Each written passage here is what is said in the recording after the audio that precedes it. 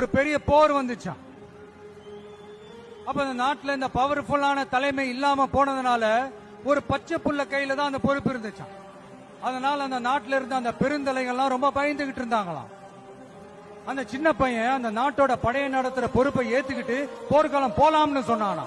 அப்ப அந்த பெருந்தலைகள்லாம், எப்பா நீயே சின்ன பையன், இது பெரிய போர்க்களம்பா, அங்க பவர்ஃபுல்லான நிறைய எதிரிகள்லாம் இருப்பாங்கப்பா, களத்துல அவங்களை சந்திக்கிறதெல்லாம் சாதாரணமான விஷயம் இல்லப்பா, சொன்னா கேளுப்பா, இது விளையாட்டு இல்ல, நீ பாட்டுக்கு குடுகுடுன்னு ஓடி விளையாடிட்டு திரும்ப குடுகுடுன்னு வீட்டுக்கு ஓடி வர்றதுக்கு, போர்னா படையை நடத்தணும், அதை விட முக்கியம் அத்தனை எதிரிகளையும் சமாளிச்சு போர்ல தாக்கு பிடிக்கணும், அதுக்கு மேல முக்கியம் அந்த போர்ல ஜெயிக்கணும், உனக்கு யாரோ கூட்டோ துணையோ இல்லாம நீ எப்படிப்பா அந்த போரை நடத்துவ, எப்படி ஜெயிப்ப அப்படின்னு எல்லா பெருந்தலைகளையும் கேட்டப்போ எந்த பதிலும் சொல்லாம போருக்கு தனியா தன் படையோட போன அந்த பாண்டிய வம்சத்தை சேர்ந்த அந்த பையன் என்ன செஞ்சான்னு அவங்க படிச்சு தெரிஞ்சுக்கங்க, இல்லனா படிச்சவங்க கிட்ட கேட்டு தெரிஞ்சுக்கங்க.